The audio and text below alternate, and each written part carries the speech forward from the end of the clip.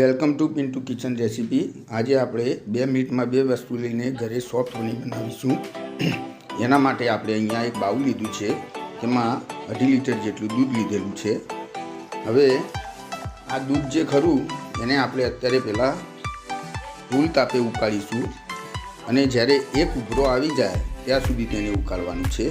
પછી આપણી ફ્લેમ ઓછી કરી દેવાની છે અને તેમાં 5 થી 6 જે લીંબુનો જ્યુસ છે તે એડ કરવાનો છે। લીંબુનો રસ એડ કરવાથી આપણું જે પનીર છે એના જે ફોદા છે તે ધીમે ધીમે ઉપર આવશે અને પાણીનો ભાગ આપણો અલગ રહેશે। હવે આ રીતે તેને એક સાઈડ આપણે હલાવતા જવાનું છે, એક જ દિશામાં ફેરવવાનું છે અને ફ્લેમ ધીમી રાખવાની છે।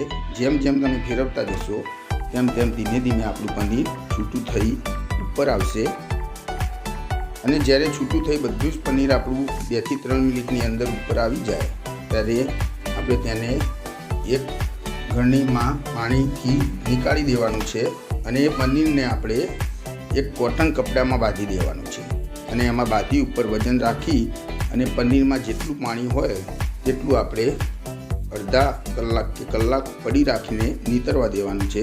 આ રીતે આપણું પનીર બધું ઉપર આવી જશે। જ્યારે પાણી બધું નીતરી જાય ત્યારે તમે એના ચોરસ ટુકડા પણ કરી શકો છો।